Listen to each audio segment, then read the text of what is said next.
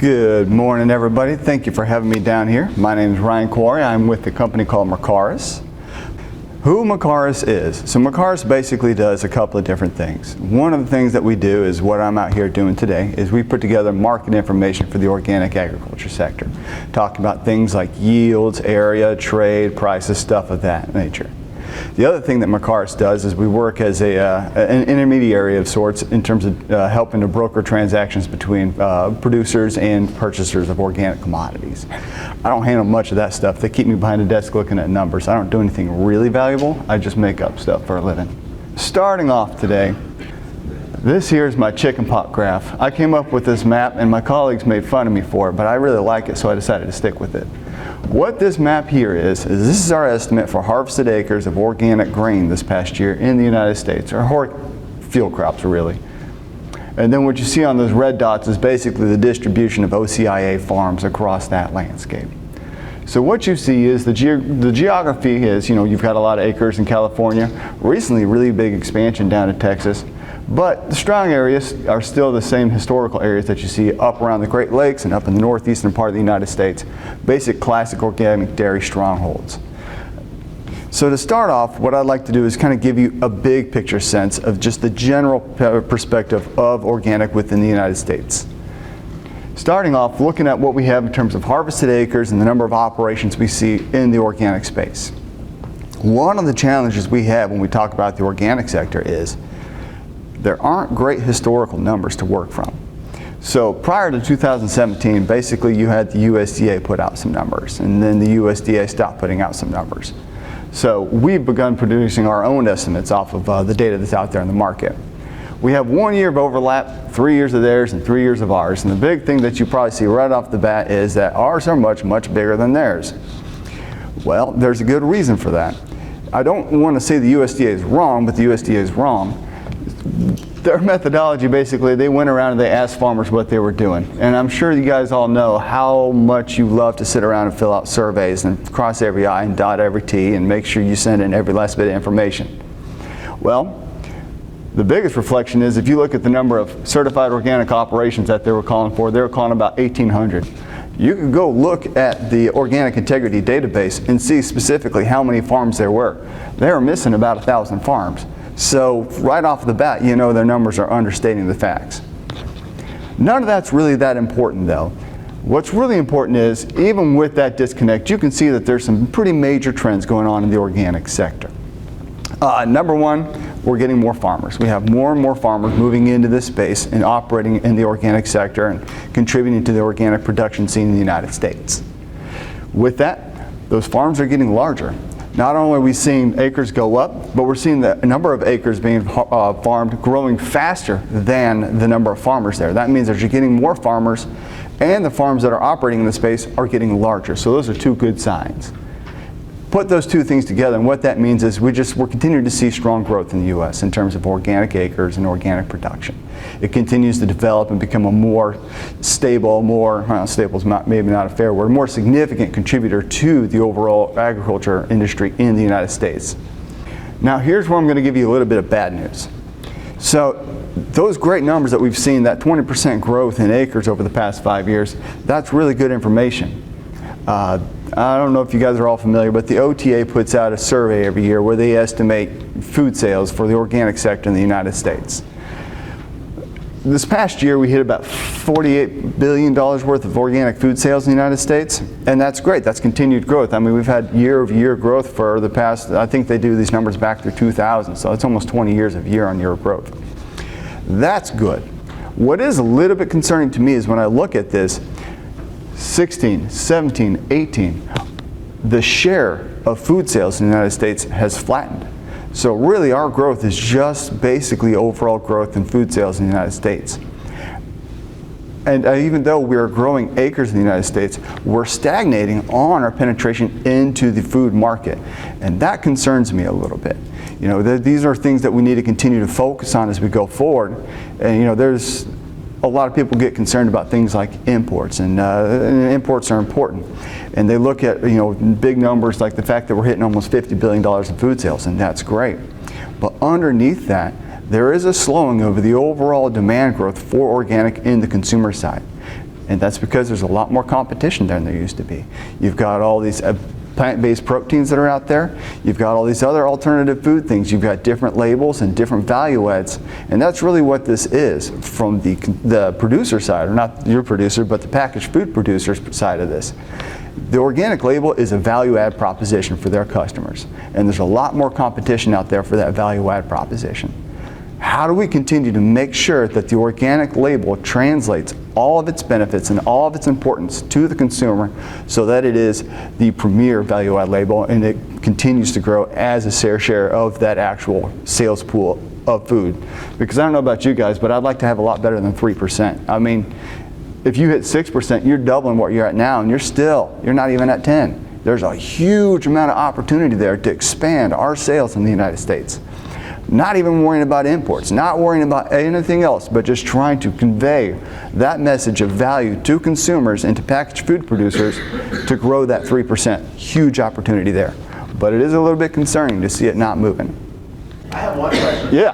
So if you go back to that last slide, so that 3%, and then the sales are still going up. So can you correlate that to just the price that people are getting is higher?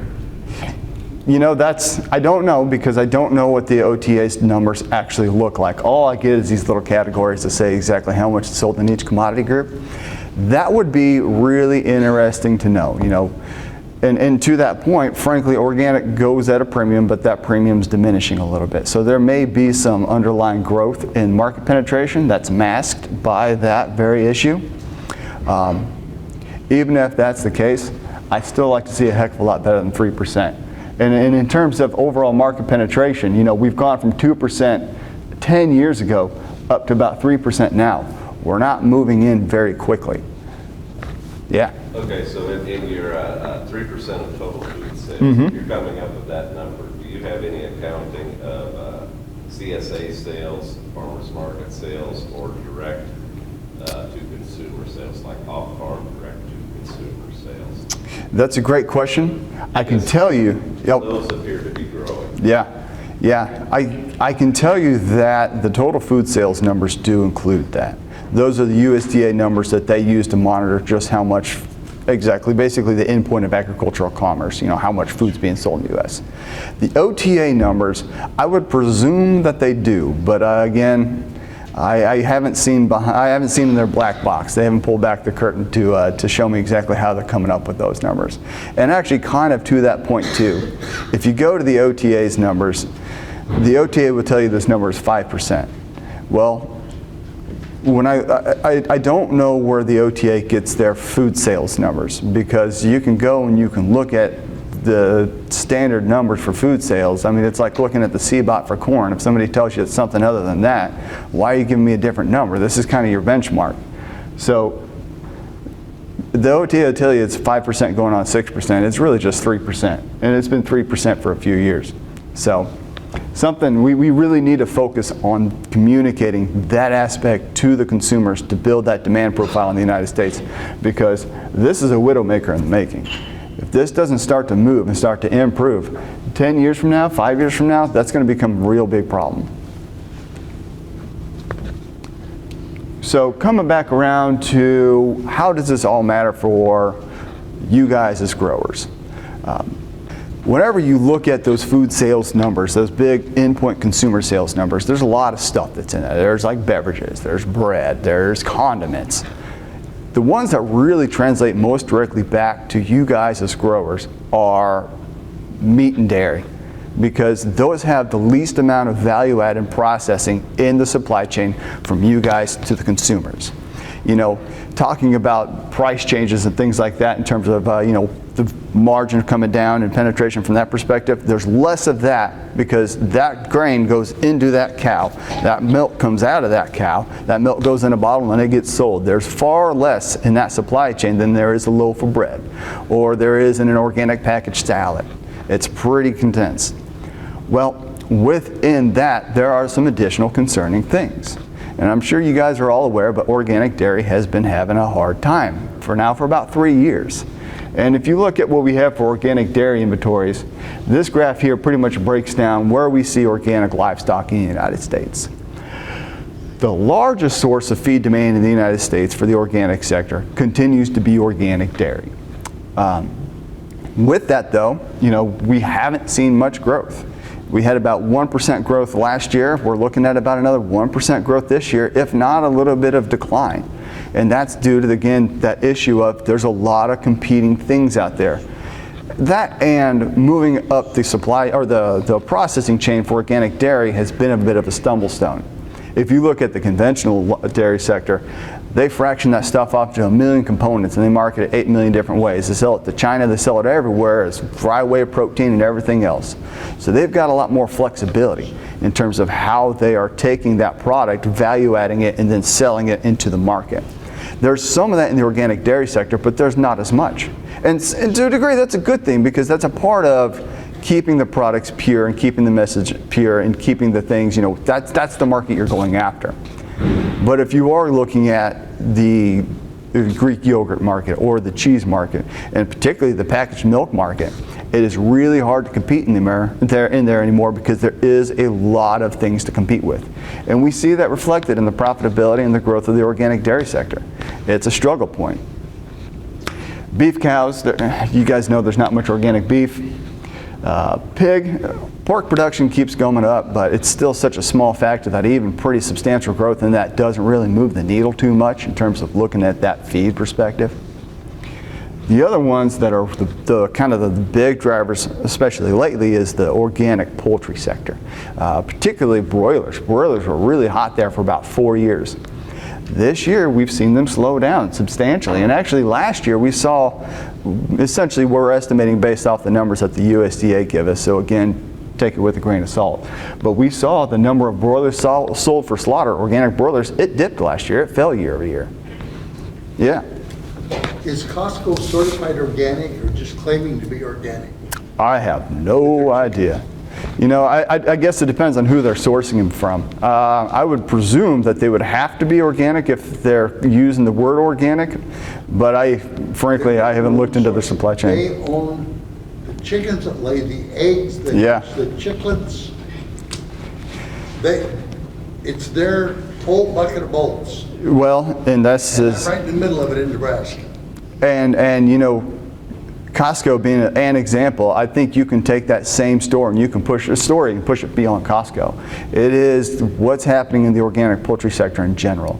It is becoming a vertically integrated, closed system ran by large feed operations that are producing organic meats that are not consistent with organic crop production standards. And so there's a disconnect there in terms of even if you follow everything that you're supposed to do in producing organic poultry, that doesn't mean you're feeding them an organic ration. It can still be a corn soybean ration. And if you're feeding a corn soybean ration and that's your demand growth, well, guess what? That's not going to help most organic farmers. That's not going to eat up your rye. It's not going to eat up your field piece. It's not going to put anything back in your soil. It's not going to help you with your grazing rotations. And so these are big challenges that we have right now. There is this split right now within the organic sector between field crop production and livestock production, and we need to kind of merge those back in. But I'll get more around to that point here in just a minute. But even looking at, counting on broilers to be the growth, it's slowed down. We're not seeing as much growth there as we have seen in the past years.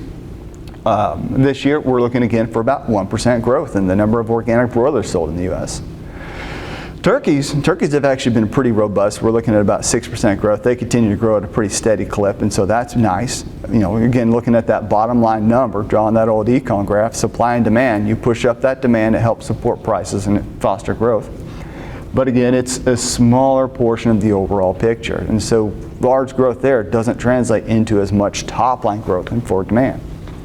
And then you've got the other one that's a major source of feed demand, which is layers. And then layers are, they're about 1/3 of all organic feed demand, and they continue to grow at a pretty steady clip. So when you take all these numbers and stack them up and put them together, we look at what does that mean for feed demand growth in the United States. It's about 2% this year. We're going to demand about 2% more organic feed in the United States this year than we did last year, given where things are on their current trends. We still have half a year to go and people can make capital investments and stuff can change, but looking at broilers sold, unless you hear somebody talking about putting in a huge organic facility, it's not going to move that number very much. Same thing with layers on hand. And nobody's really talking about large expansion right now. And I think it comes back around to that 3% number. Organic's kind of where it is right now in terms of consumer demand penetration. So this comes back around to kind of the point that you had brought up in the disconnect in general.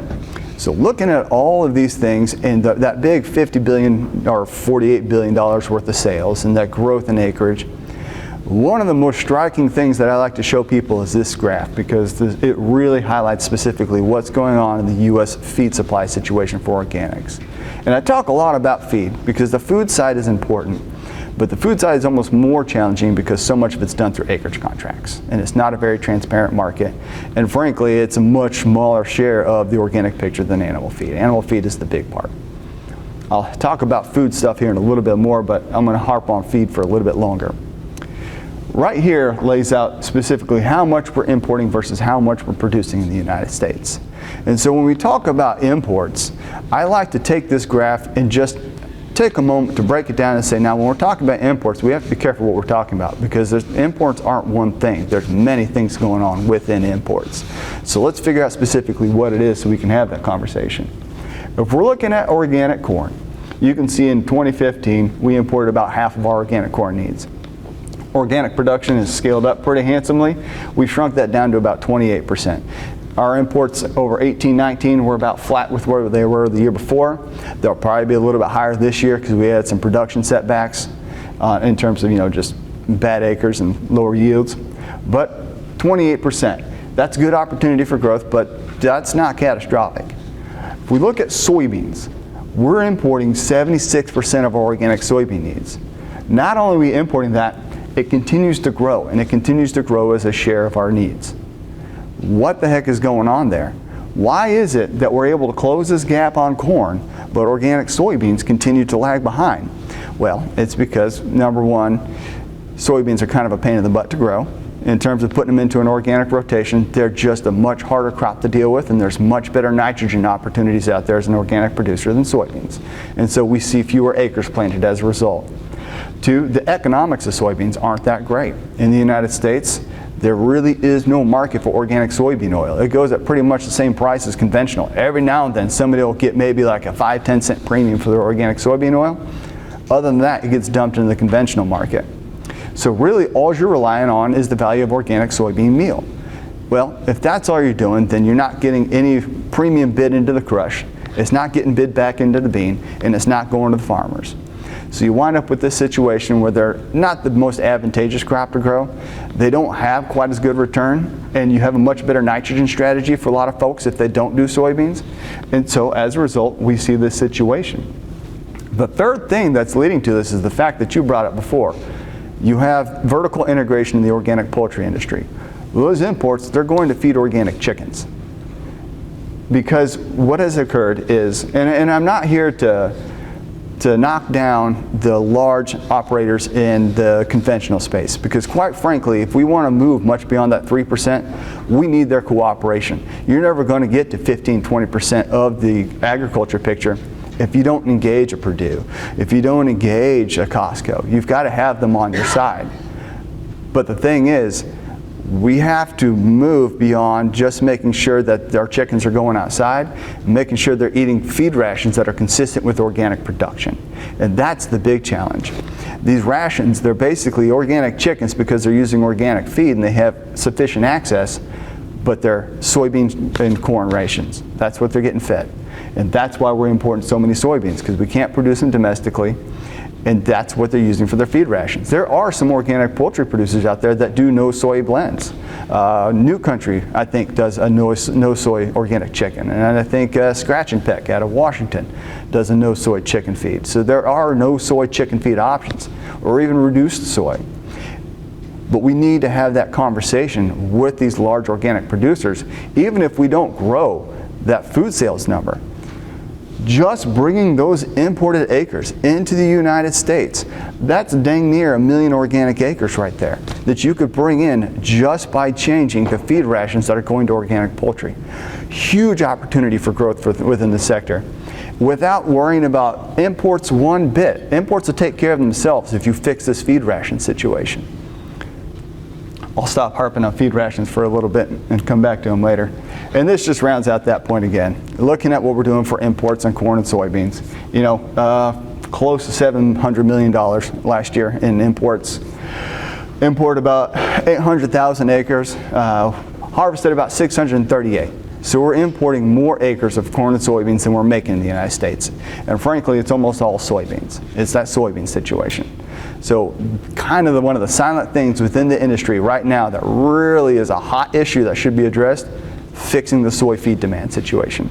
Moving that organic poultry demand picture beyond soy to a feed ration more consistent with organic production. So that's the end of my big picture talking points. Now I'm going to go down into the nitty-gritty and talk specifically about different crops. Here's another one of my chicken pot graphs. Same thing there, looking at organic corn acres. We harvested about 400,000 this past year. Not too bad. Again, you see the kind of the concentration. It's up around the upper Midwest and up in the Northeast. Classic dairy country, and pretty consistent with where you all are located. And by the way, if your red dot's not up there, I apologize. This is my best estimate of where the farms are. I may have missed one or two. So looking at organic corn production, you've got our data in a little bit of weird perspective because we just updated our acreage numbers to final numbers 2 weeks ago, but I haven't gone through and done final production yet. So my production numbers are going to be a little bit different here in about 3 weeks when I get to finally finish doing production, but I can kind of talk around that, because the overall trend's the same.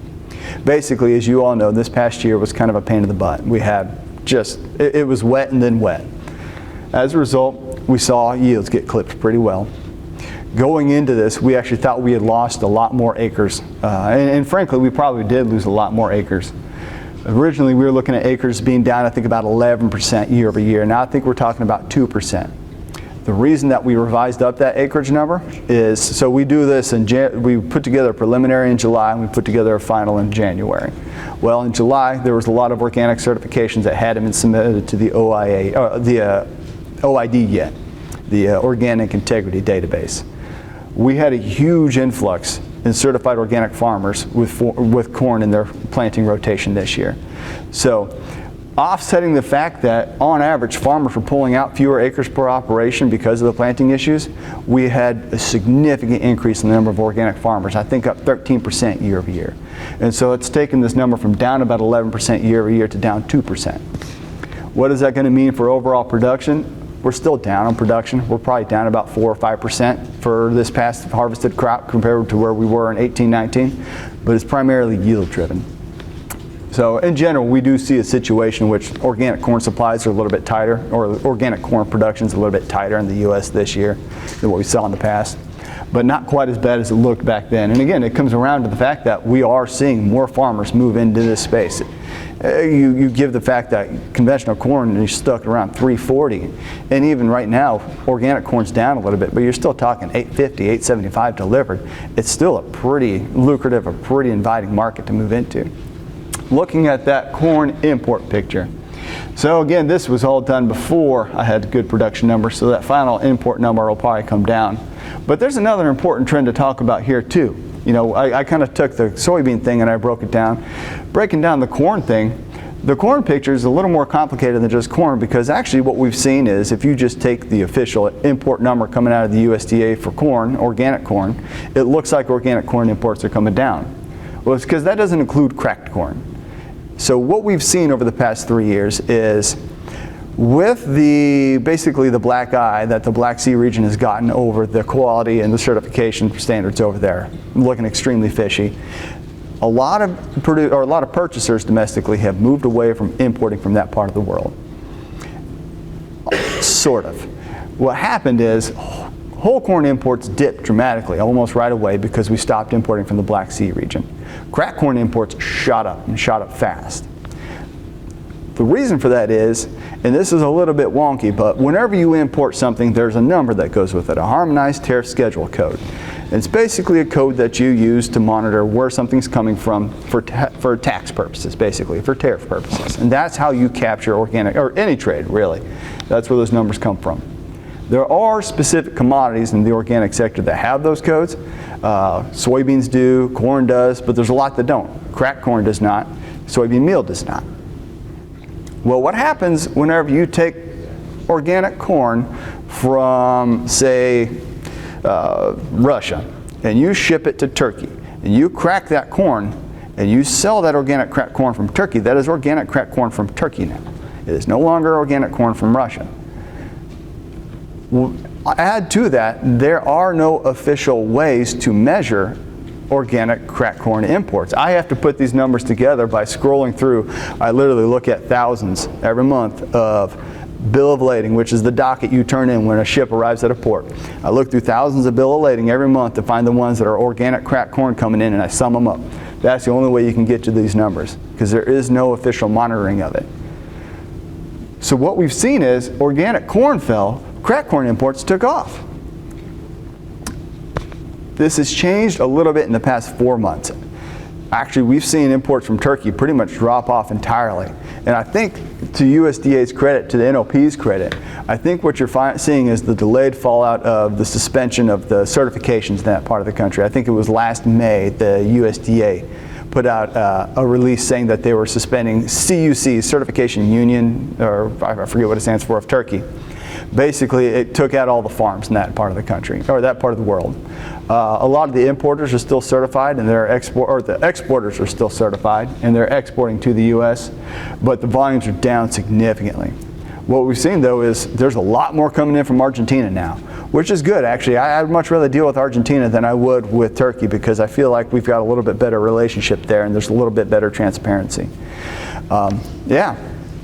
You say the exporters are certified. Mm-hmm. Are the farmers? And what verification do you have that they are or aren't? One of the challenges with working with anywhere that's not the United States is that there's not digital record keeping. It's all done on paper. Yeah, I've gone to a bunch of conferences and people talk about how blockchain is going to save organic, and I chuckle, because no, most of this stuff is done on pen and paper, and it's handed hand to hand. First you have to buy them a computer, teach them to use Excel, and then maybe we can start talking about blockchain, because that's not, it's not a reasonable solution. So the way it's done is two different ways. There is what are called equivalency standards. So you can have an organic certification process within your country. The EU has a lot of these. And we decide that their standards are equivalent to our standards, so if you're certified through them, they count towards the US. And that's the way a lot of Europe is done, and a lot of Eastern Europe, which feeds into this Black Sea region. The other one is done through US certifiers. Frankly, they go down there and they certify facilities. They have international branches, like we work with Canada. There's people who work here, they work in Europe, they work in Latin America, they have diversification. And so, yes, they're supposed to have the same level of stringent checks and feet on the ground and looking into things that they have in the United States. But the problem is, how do you verify that that's happening? And it's a matter of boots on the ground. It's a numbers game. Do you have enough people to do that? Do you have enough resources to do that? Frankly, the NOP does not. You know, and even when it comes to imports, if they catch wind of something that's potentially fraudulent coming into the United States, they can't go climb inside of that car, take a sample, look at it, and say, this is fraudulent, send it back. Because that's Customs and Border Protection that does that, not the NOP. And the Customs and Border Protection doesn't care, because it's not in their mandate to make sure that this stuff is certified organic, especially when there's no trade code for it. Sure, if there's a trade code and there was a tax schedule based around it, you bet your buttons they would. Right now, heck no. So the only thing that the NOP really can do is they can look through the paperwork, and they can say to somebody who's consigning for it, the importer on this side, say, hey, we followed the paper trail on this, we looked into it, we're pretty sure this is fraudulent, you need to send it back. And that's where the conversation ends. It's basically all you can do. A lot of people, and I will say this in defense of a lot of your importers in the United States, the last thing they want is fraudulent imports, because this is very much about value add and branding for them. And they don't want any kind of scandal around. I mean, they would rather pay $8 a bushel for this corn, or $9 a bushel for this corn, and make sure it's organic so that they can sell their chicken at a premium. They don't want fraudulent stuff. That said, if nobody tells them and nobody's making them accountable, and it's easy just to claim deniability, they don't do it intentionally, but I'm sure that it's not a huge priority. Thank you. But all that said, stuff from the Black Sea has dropped off. It's coming out of Latin America now. And that's the big trend that we've seen change there. That growth in imports that I had pegged for this year, it'll probably be down a little bit because we've revised up our production numbers. But I do expect to see imports up a little bit just because we have less in the United States. We have a little more feed demand. So overall, picture will be a bit like this. Instead of talking about 20.7 million bushels of imports, you may be talking more like 16, 17, something like that, down a little bit from where I'm at now. Looking at our supply and utilization balance there, basically looking at that feed use. Feed use we look to see come up just a little bit following that boost in animal feed demand in the United States. Stuff that's left over for food use and residual, we had it falling just a little bit. The food use and residual number is a bit of a weird number. It includes everything from grain that's spilt out of the car on the way to the terminal to stuff that's held in bins. There is no way of measuring that stuff, so we have no way of guessing it. I can make up a number. People ask me to make up a number, but I don't have a good way of doing it. I make up a lot of numbers. I'm perfectly fine with that. I just have to have a good way of doing it. But the residual balance there for food use essentially is what you're talking about, and stocks that get carried over. It's going to be down a little bit this year. We may actually revise up that feed use number because whenever I did that, feed use was actually looking a little bit weaker. We've seen some better egg production since then, so the feed use will go up. Food use in residual, it'll still probably wind up tighter year over year. So that's really the situation we're in right now. We're importing to match that feed gap, and then the food use and residual is going to be down because that's where production's at. Is really the story there. Now this is one of the scariest, or more, maybe, I don't know, scary, more interesting, challenging ones. Looking at what's happened with commodity prices for organic corn this past year. With all the production issues that we had and the fact that we know we have reduced production, we have not seen prices reflect that in the feed market. In fact, we saw them rise up just a little bit at the start of Q3 whenever we had all those weather issues, and since then they've come down. Now that Q3 into Q4 dip, that's a little bit of an overstatement. Prices tend to fall off in Q3 and Q4 as you hit harvest. That's not that uncommon. Falling off that far is a little bit concerning, and we're not seeing a lot of activity pushing it back up yet.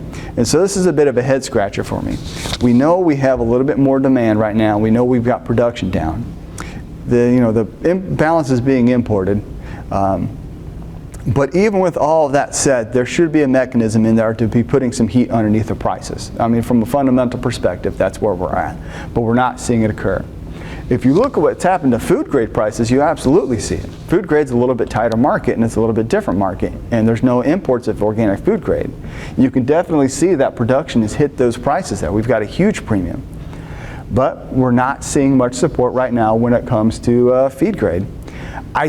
I still believe in my heart of economist hearts that that's got to break sometime this spring. We've got to see a rally in organic feed corn prices before we get to next harvest, because fundamentally speaking, we just have less corn. And there's a lot of weird stuff that happened this past fall. You know, everybody has sat on their hands. I know a lot of purchasers, a lot of grain buyers sat on their hands because they didn't know what the heck was going on. They didn't know what the quality looked like. They didn't know what the end production was going to look like. They were just waiting to make decisions. And so we actually saw trade activity fall off a whole bunch too. So I think some of this is due to just the market being sleepy, or maybe being a little bit scared because of how rough this past fall was for corn. That said, if I had to place a bet, I'd say you're going to see corn prices rebound back up closer to that $9.50 range before we get to this summer. That said, how much would I bet on that? Not a lot, just because so far corn prices haven't done what I've expected them to since harvest. So that's my food for thought there on that. Sorry, I can't give you much more direction on that. It seems like they should be higher, but they're just dragging. And I think it's just waiting for the market to wake up and get back into the buying mood. Soybeans. You know, one of the fun things about this one is it really shows you how much more concentrated soybeans are than corn in the United States, and how much fewer soybean acres. We talked about corn. We had about 410,000 acres being harvested. We got about 222,000 acres of organic soybeans. far fewer organic soybean acres. The reality of the economics and the reality of the production of soybeans is reflected in the acres. It's not that you couldn't physically grow them. Well, actually in some ways you can't really physically grow them. It's just that they don't work as well as corn, and they don't pay off as well as corn. But again, kind of looking at your guys' distribution relative to the acres, you guys are pretty much spot on. You're in all the key soybean areas, so what's going on in soybeans hits you guys as hard as anybody else. That same production graph looking at soybeans, again, I'm going to revise this up from where it is now because I just decided that we have more acres.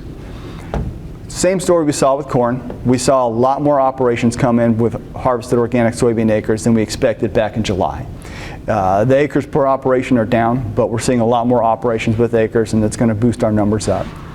I think actually we're going to wind up about flat year over year on acres compared to where we were in 2018 because of the revision to our acreage forecast. Overall, production will still be down a little bit just because we've lost some due to yields. But instead of looking at 14% down on production, you're probably looking about somewhere 5 to 7% down on production. So a reduced situation, but not quite as tight as what it looked back when we were looking in July. Looking at the import picture, and I've already talked too much about imports, but just going over it again, talking about specifically for this marketing year, the big trend that we've seen here is kind of what I was talking about with corn. The imports from the Black Sea region have died. We don't import any soybeans from the Black Sea region at all. I think we haven't imported any since maybe August of last year, and that was the first time we'd imported it in 3 months. It's not a story anymore. I think the loss of certifications there and the negative stigma of that region has definitely impacted the import picture from that part of the world. It's clear in the numbers. Argentina has skyrocketed though, and it's the same thing that we saw in corn. We've switched markets, and frankly, I think Argentina is a better supplier than the Black Sea. There's a much better production history. We've got much better relations. It's much more transparent. Not to say there's not potential for problems in Argentina. I just think it's a much better market for us to be importing from. One thing that's kind of interesting, and I'll get back to India in a minute, is imports from India are down. India, there's Black Sea gets a lot of press, but India is another major supplier of imports to the United States, and they've fallen pretty hard this year. The reason for that is soybean meal, and I'll get to that in a second. But all told, what that means is for overall bean imports this year, I'm looking at about 10 million bushels of organic bean imports, mostly coming from Argentina. That's offsetting that reduced production to meet crush in the United States is basically what you're talking about there. So. Now looking at organic soybean meal imports. Meal imports keep going up. And actually this may get trimmed a little bit because of our production revision, but we're still looking at more organic soybean meal imports. The big story there, India. India accounts for about 85% of our organic soybean meal imports. It's a pretty striking increase and a pretty striking volume of beans that are coming from that country. If you look at where we were in 2015 to where we were last year and where we'll probably wind up this year, that's a huge ratchet up in imports. Well, what's occurring there is it's the other side of that soybean situation that you have in the United States, and it's that oil problem. Where in the U.S. there's not much market for organic oils, they don't care over there.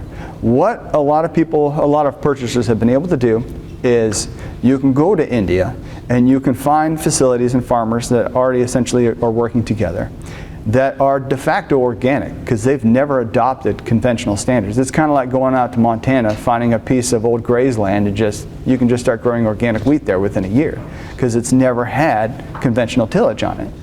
They can go to India, find these organic soybean facilities and these growers, or these conventional soybean facilities and growers, say, hey, we'll pay for your certification and we'll clean up your mill. Basically, you just sell us your meal and you deal with the oil. They don't care. They were only getting 32 cents a pound for the oil anyways. Doesn't matter if they're not making any more money. All of a sudden, they went from selling their meal for $350 to $750, $800 a short ton. It's a win-win proposition for them. So now these importers, they know it's organic. There's no concern. They've went and they've bought the whole system. They don't have to worry about the oil because they don't care about the oil over there. They were going to just sell it for 32 cents a pound anyways. And they have a direct pipeline of meal. And that's why we've seen this rapid increase in meal imports from India. That's part of why we've seen bean imports fall off from India because they're not shipping us the beans anymore. They're shipping us the meal because it's a much simpler logistics situation. U.S. feed mills don't need to worry about the crush. They're just buying the meal off of India. So that's and the other problem when you're talking about meals, it's like crack corn. There are no trade codes for organic soybean meal. None of this is monitored by the federal government. There's no regulatory, no, it's not fair because they're looking into the certifications.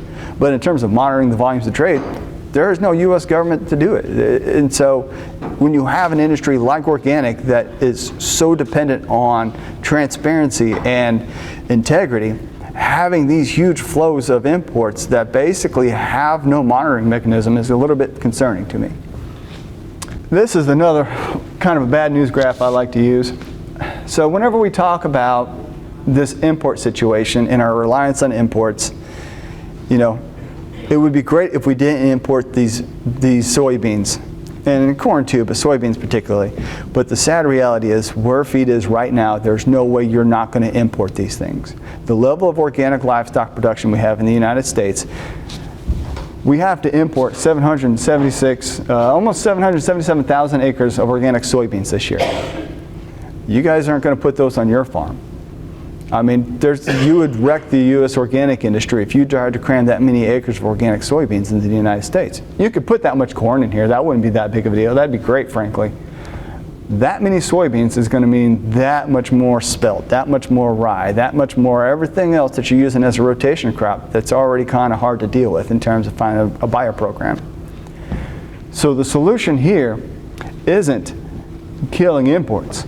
It's how do we take those 776 acres of soybeans that we're using as feed, fill them with other stuff that we're already growing or that we could grow that's not soybeans. It's not a matter of making those acres in the United States. It's a matter of taking the acres we already have and using them to fill that gap.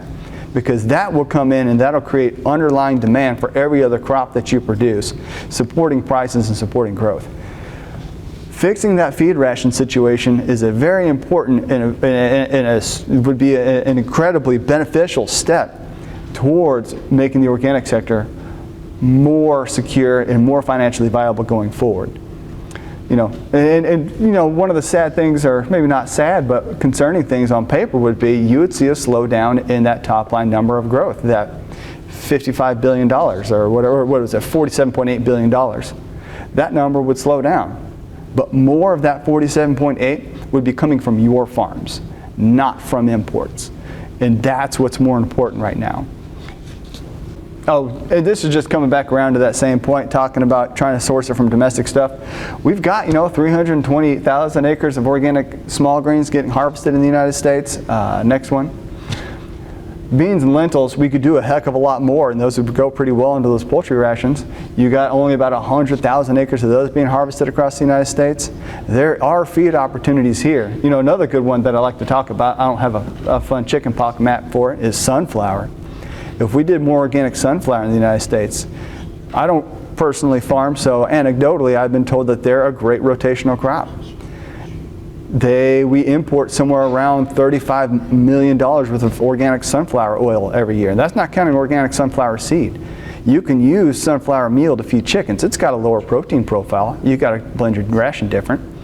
But that is a market that we're importing for oils. And that's the very problem with organic soybeans, is the oil market. We're importing $35 million worth of organic sunflower oil every year. There's a commodity right there that you could put in 2 acres that could go into a feed ration that could cut imports from both oil and soybeans. But the problem is there's just not very many crushing facilities. There's not good programs behind it. That's another great opportunity, I think, to add to the organic profile in the United States and really support the industry going forward. That soybean S&U chart, basically what we're looking at is crush use keeps dipping off. The reason you're seeing this taper off is because this is beans. It doesn't include meal. It's because we've been importing meal and we're not crushing as many beans domestically, and we're not importing beans for crush. So what you're not seeing offsetting that decline is the meal section. We think crush use is going to keep falling off this year because we continue to import more meal and we have fewer beans in the United States.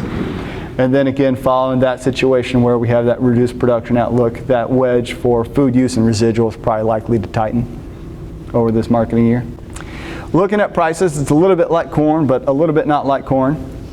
A little bit like corn because we've seen the margin for feed grade spread over food grade this past year, and it's that same paradigm where a lot of it's done under feed contracts, so the spot market's a lot thinner. And also we don't import any feed grade soybeans really. On the food grade soybean side, you know, what's funny is just how little the price actually has moved. You saw how corn's fallen off. Soybeans are flat as an arrow. They're not really doing much at all. And that's because we only source about 24–25% of that domestically. There's not a lot of reason for it to respond to supply within the United States.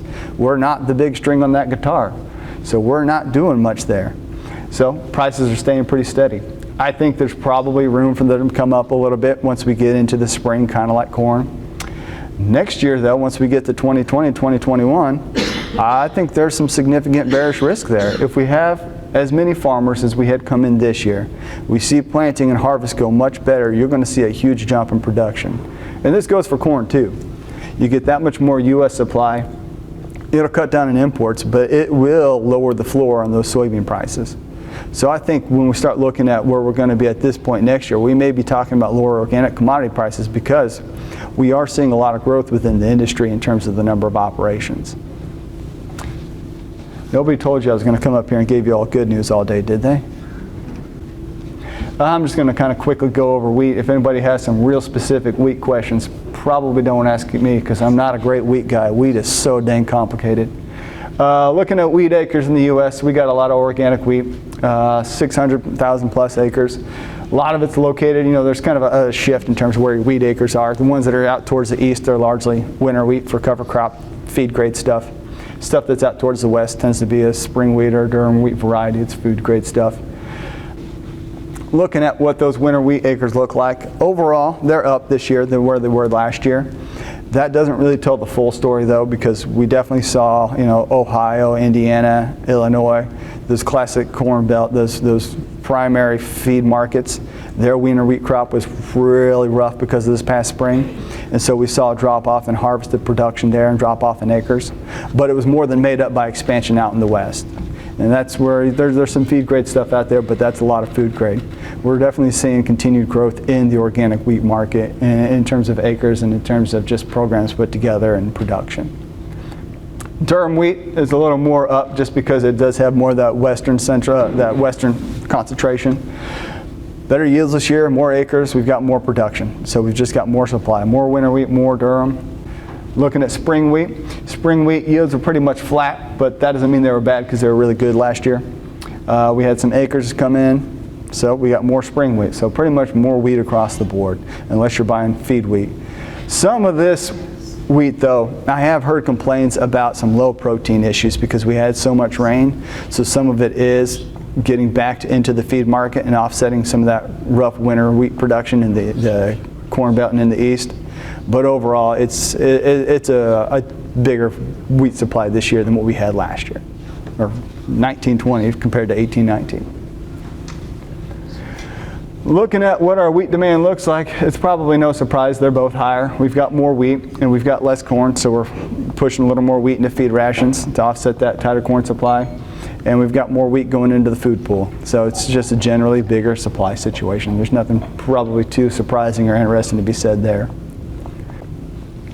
Wheat prices, you know, wheat prices are a little bit different than corn because there's a thinner market, so they're a lot more volatile. But the general rule of thumb there is corn creates the floor underneath of wheat, and wheat kind of bounces up and down off of corn depending on what corn's at. So corn has been off this year, and that's pulled down the feed grade wheat price in general. And that's what you would expect to see in this type of situation. Wheat is a substitute in for corn. When corn's too expensive or corn's too scarce, you adjust your ratio and you fix in wheat in there. Looking at your food grade stuff, you know, we've seen them all come down pretty much over this past marketing year. Since the fall, we've seen a couple of them creep up, particularly your spring wheat and your hard red winter wheat. And basically, I think what you're seeing there is that protein issue getting played out. There's more of a grab for wheat that's got a higher protein grade, and so that's supporting those hard red winter wheats. That's why we're seeing some elevation there. You can see they tend to track pretty well together. But in general, we're down from where we were at this point last year on wheat prices, which isn't too surprising because we've just got a better supply than what we had at this point last year. So just to kind of retouch on the basic implications of where I see things standing right now in the organic industry is we're coming out of the 19 harvest with tighter supplies across most commodities, wheat being the exception. With those tighter supplies, we're probably going to see some more imports come in. Things to be concerned about as we go forward is what is that livestock production number doing, because that is the bedrock of our feed demand. We need that to continue to look positive. We need to continue to see that move in an upward direction to underpin that expansion in organic producers. So that is a little bit concerning to see that slow down. And it's also a little bit concerning to see that ceiling on our penetration within total food sales kind of get capped at that 3%. So those are two things that I think are really concerning. The import picture, it's important. We need to focus on it, but we need to focus on it in the right way. It's not a matter of shutting off imports, because that's not the problem. It's a matter of what are we feeding to our organic poultry and our organic livestock, and is that feed ration consistent with an organic production system? Making sure we're checking that box. And you know, I think once we get into this spring, we see what these acres look like once we put them in. I hope it's a better year in some ways, but I think the big risk is once we look at next harvest, if we do have a good year this year, we got a lot more organic operations than we've had in the past. We're going to have a lot more acres coming out then, and if yields come back and we have an expansion in operations and better acres, you're going to have a lot more organic corn and soybeans by the time you get to this point next year. So that is a risk that could undercut prices. Any questions? Yeah.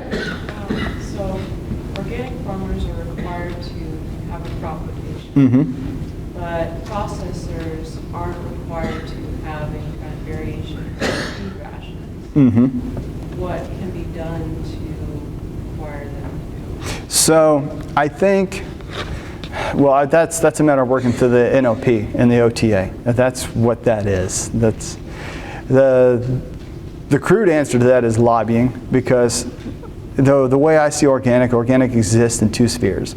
It exists in the definition and it exists in the rules. And the definition is supposed to inform the rules. And if you look at the pamphlet that the USDA puts out on organic certification, it starts off with that definition of crop rotation, integrated livestock, building soil health. But the devil's in the details. It's those rules that follow that base everything on how you have to implement those things to be consistent with that definition. And that's lobbying. That's talking to your congressman, working with your trade groups, working with your certifier, and making those things priorities with your, because this is a political process, with your legislative people, with your congressmen, with your senators, and making sure that they realize that, listen, that we're losing the game in the long run here. The top line numbers look good, but the stuff underneath isn't that great. And it's because our rules are diverging from the definition. And even though it looks like we're doing all this stuff organic, this disconnect, it's there and it's real and it's impacting the organic sector. So it's, you know, I think one of the first steps to solving this problem, and it's something that people are working on, is research. It's data, it's information. It's like doing this stuff here, you know. If all you have is the trade statistics that come from the USDA and the sales numbers that come from the OCIA, it looks good. It's not, I mean, it is good. There's a lot of great things going on. But without doing the research and having the data and looking into how these things really work, there is no way to put these pictures together and find the problems and find the solutions. And on the point of the organic feed rations, one of the things that I think you'll get as a primary blowback is, well, it's just not a very efficient feed ration, or there's these other biohealth issues in terms of them not getting the appropriate protein complex, or which are, it's harder. It's not impossible, it's harder. And there is research being done. Michael O'Donnell out of Purdue, he's an extension officer.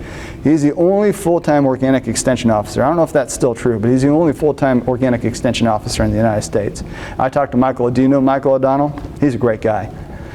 He's doing a lot of research on this very project right now, this very subject, and basically trying to say, look, organic feed rations, if we can make them this, translate them back into production schemes on the farm, can we make the argument that we can support farmers and profitability under crop rotation schemes and a diversified feed ration? The problem is you've got to have resources to do that. You know, Mike's got to eat too. He's got an electric bill to pay. So if there's nobody there funding his research to do that, he's got to walk away from it. So it's funding the research, it's collecting the information, it's putting the picture together, it's putting pressure on the people who make the rules. And that's really the only way you can change those things. The transportation side of things seems to take a big chunk of Yeah. just prices in general, organic or otherwise. But with organic, it seems like the markets are farther away, so Yep. transportation costs Yeah. are higher. How might that be figured into some of the research or the data? Yeah, you know, I don't know how that figures into the research or the data. That is one thing that we track is certified organic grain elevators, essentially. Right, we have a map and a tool that we actually keep track of where they are and what they're receiving. But you know, that's a capital investment question, really, is what that is. And how do you convince people who have money to invest in agriculture and who are interested in investing in agriculture, invest it in organic and build organic grain facilities?